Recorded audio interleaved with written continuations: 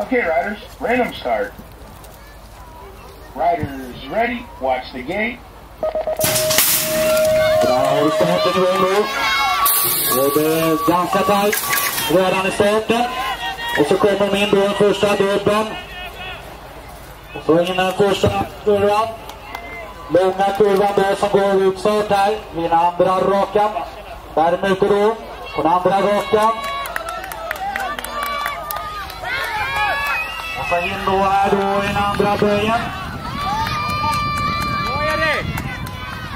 Och då har Erik Särnholm Älvsjö då i ledningen. Och så börjar Erik då närma sig den sista dubben. Och så in då den tredje kurvan. Och så börjar Erik då Särnholm då trampa in här på målvåkan. De är tajt till. Sätter ner vänster på andra platsen. Och där då sista åkaren i mål.